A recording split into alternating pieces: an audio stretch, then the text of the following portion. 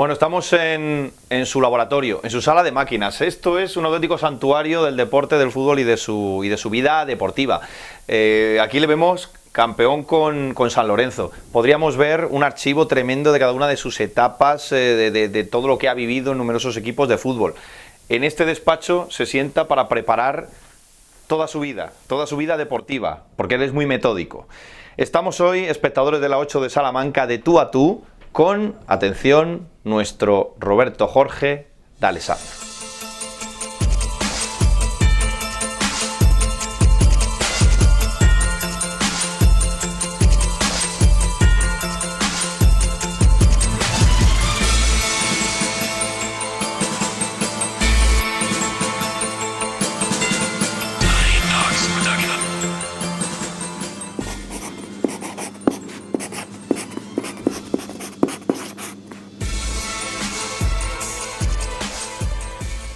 Hola a todos, bienvenidos al capítulo número 5 de este programa, y es el primer capítulo dedicado específicamente al mundo del deporte, lo cual no voy a negar que me hace sentir un poquito más a gusto y en mi ambiente. Y la primera persona que quería traer a este programa, estar de tú a tú, es como una institución en esta ciudad, es Jorge D'Alessandro. ¿Cómo estás, Jorge? Un placer que estés aquí en mis dominios, en mi casa, y abrirte las puertas. Y abrir las puertas a tu programa, ¿no? Jorge, cuando preparaba la entrevista empezaba a pensar en aquel día que cambió tu vida, aquel día que cogiste un avión, llegaste a esta ciudad y hiciste una vida aquí. Sí, es un día, una de las grandes fechas, ¿no?, en la vida de una persona. Es decir, tanto como la del nacimiento como la de la proyección. Sí, es realmente donde definitivamente puse mis raíces, y Salamanca nos proyectó a una familia que veníamos recién casados prácticamente a consolidarse. Y aquí ya 40 años han pasado, ¿no?, como el tango. Cuéntanos cómo fue esa historia. Un jugador de San Lorenzo. Sí, ¿Cómo surge tu fichaje por la Unión? Nosotros veníamos de gira. Yo tenía bastantes problemas deportivos, porque en un momento tenía la edad de 22 años, en el momento yo no estaba jugando de titular. Se sucede en San Lorenzo un cambio de técnico, que viene el gran Osvaldo Subeldía, precisamente porque Juan Carlos Lorenzo es transferido al Atlético de Madrid, que era el entrenador anterior. Mira qué nivel de entrenadores. Juan Carlos Lorenzo va al Atlético de Madrid y se lleva de la mano a Ayala y Heredia. Y creo que el Panadero Díaz también.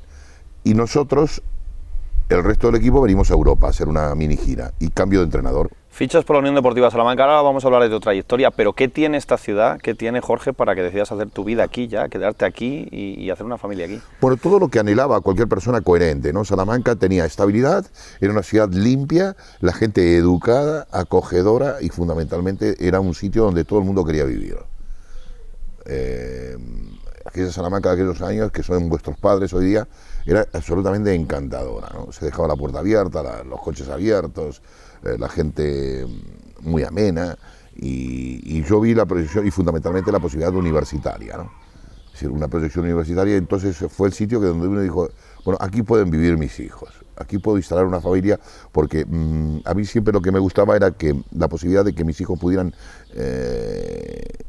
instruirse, formarse, en definitiva, y muy cerca del domicilio, ¿no? Pero incluso desde el principio te planteaste eso, porque no, eso fue surgiendo. Poco a poco, ¿no? Porque es tan volátil el fútbol que podrías haber estado un año, dos. Exacto, ¿no? Exacto. Hay dos, pero claro, ahora quería explicarte la segunda parte, que fue la clave, ¿no? Primero, esa comunión con la afición. Yo tuve la suerte deportivamente que las cosas me salieran francamente bien. Era un equipo virgen, falta de ídolos, y yo rápidamente me introduje como un tsunami en los domicilios, ¿no? Es decir, como dice un gran amigo mío, dice: Jorge, tú eres el personaje que se metía en la sopa, ¿no? No había tanta televisión, no había medios, estaban las redes sociales, etcétera. Entonces era fundamentalmente, todo era de aquí, de corazón y del boca a boca. Entonces yo entré como un tsunami en todos los hogares. Era el jugador de las amas de casa, el jugador de los niños, el jugador de los profesores, el jugador de los profesionales, etcétera, etcétera. Profesionales, cuando hablo de profesionales, hablo de todo tipo de profesiones. Y entonces ahí me constituí en una persona bastante emblemática en la ciudad. Y dado esto, con mi manera de ser, fuimos formando así un bloque muy sólido, ¿no? Pero esa es la clave. Lo segundo que te quiero decir, es decir, también hay que componerse en aquel momento histórico, no puede pasar por alto. ¿Por qué pensar de la manera que, claro, a ti te llama la atención, De decir, bueno, ¿cómo tú piensas lo que iba a pasar con los hijos? No, lo que pasa es que yo venía de una Argentina muy convulsa, algo que está pasando aquí. Es decir, una Argentina inestable, el problema de los Videlas, etcétera, etcétera, persecuciones, arrestos, sin libertad de expresión. Esa Argentina muy, muy convulsa. También comenzaba a irrumpir muy fuerte la droga, todos estos valores que realmente los padres miramos, ¿no? No los miramos por abajo del hombro, pero sí lo valoramos. Ese fue los dos componentes. ¿Qué tienes, Jorge, yo te defino como un salmantino de Buenos Aires, pero qué tienes de salmantino, qué tienes de argentino, qué tienes de...? Bueno, ¿qué tengo de salmantino? Sobre todo la cultura. Yo me he quedado aquí con grandes valores, la cultura, los valores que transmitía Salamanca, ¿no? Que se van perdiendo un poco. El respeto, la disciplina. Salamanca era una provincia disciplinada, pero no sumisa, aunque realmente llegué con la finalización del franquismo. No, una Salamanca correcta, donde la familia era un embrión sólido. Yo me crié, entre comillas, en esa. Y eso en cuanto a mi parte social y a mi parte humana, ¿no? Desde ahí constituimos nuestra familia o quién soy. La parte espiritual también, la parte emocional. Trato de cuidarla bastante. La parte emocional desde el punto de vista religioso, porque me gusta tener cultivada el espíritu, o dedicarle tiempo al espíritu. Y desde el punto de vista de argentino puro es el fútbol. Vamos a empezar, no obstante, con esa faceta, la de jugador. Sí. Porque fuiste un gran portero en la época, un portero muy reconocido, sí. Y viviste una época dorada en la historia de la Unión Deportiva Salamanca. Un auténtico equipazo el que teníais, una trayectoria en primera fantástica, grandes momentos, que ahora quizá cuesta más todavía hablar de ellos en un momento tan duro, ¿no? Sí, hubo un componente social, porque Salamanca en ese momento vendía ilusión. La gente se encontró algo, una Salamanca que había estado sometida solamente a sus ganaderías, a sus tradiciones del mes de septiembre como feria, y poco más, algún equipo que irrumpió, el equipo de atletismo, que tenía algún plus marquista ahí dando vuelta, pero siempre desde la parte minoritaria, como es el atletismo, y poco más, deportivamente nada. La universidad aportaba algo, algo sólido, pero bueno, nada relevante. Y de repente aparece el fútbol, que yo creo que es un sueño salmantino. El fútbol abrió puertas a la comunicación. Salamanca era un sitio que estaba encogido, ¿no? Y se abrió a España. Y se abrió España con su universidad, con tal, y con un balón por detrás. Y eso lo aprovechó, la sociedad lo interpretó bien. Y eso fue muy, muy importante. Ese aspecto psicológico ha sido clave en lo que fue el Salamanca como club y equipo, ¿no? El sentirse como algo propio, el equipo era algo propio de la gente. Te iba a preguntar cuál es el mejor jugador que tú has visto defender la camiseta de la Unión. He tenido grandes jugadores así en cuanto a profesionalidad, tal cual a mí me parecía Reza un tío impresionante, profesional, impresionante. Como jugador, proyección como crack auténtica, a mí me pareció que pudo ser Miguel Corominas, que era un lateral izquierdo espectacular. Yo que por un momento competían juntos, creo que por un momento fue mejor que Gordillo. Era espectacular Miguel Corominas. También obviamente me gustaba Alves, que era un interior excepcional. Jugaba muy bien al fútbol, leía muy bien al fútbol, fue uno de los cimientos del equipo. En tu carrera hay un día que lo cambia todo, que te habrán preguntado por esto 1000 veces. Con la perspectiva del tiempo, ¿cómo ves en tu imagen aquel famoso partido de San Mamés que cambió tu vida para siempre también, tu organismo, sí, ese riñón que perdiste? ¿Cómo fue aquello? Bueno, aquello, la primera, la fecha histórica fue un 1 de enero. El 31 estábamos brindando nosotros ahí todos en el hotel Aránzazu de Bilbao, jugábamos en San Mamés precisamente, y bueno, y después el hecho en sí, aquel partido, aquella lluvia incesante, aquel partido tan competido que íbamos 1-1 hasta el final que se decidió que terminamos perdiendo 3-1, aquel encontronazo, aquel ruido. ¿Con Dani? No, fue Astrain. No fue con Dani. Fue Astrain. Fue una confusión ahí, porque saltó Dani y Astrain juntos. Sí, pues y yo en el histórico muchos hablan de Dani. Sí, como... sí. Bueno, Dani era porque lo más representativo, pero para mí fue Astrain, porque fue un golpe que era un central navarro muy grande. se produjo ahí el choque y la sensación, esa sensación de ese autobús, de ver la muerte de cerca, cuando regresábamos, no llegaba nunca a Salamanca, esas horas en mi domicilio que le dije a mi mujer que me moría y me llevaron rápidamente al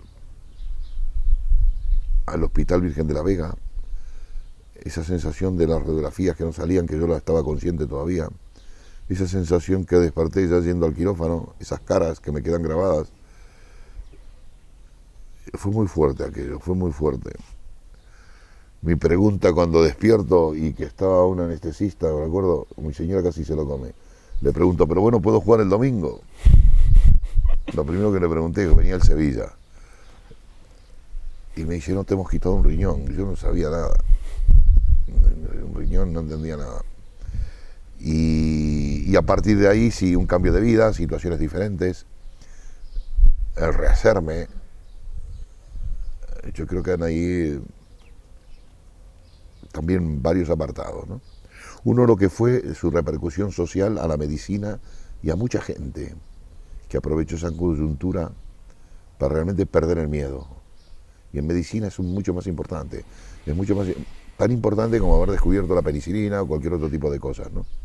Porque esto fue, digamos, una vivencia pura. Los médicos hasta ese momento decían que no se podía, todo no se podía. Y de repente, con mi aparición, todo se podía. Entonces, claro, esto fue muy importante porque se utilizó como símbolo universal en el mundo de esfuerzo y de que se podía hacer todo con un solo riñón, ¿no? Así que esa es la parte. Y en la parte mía, como deportista, la tenacidad, el esfuerzo, la voluntad, todos esos valores para intentar ser el mismo, ¿no? El mismo de antes.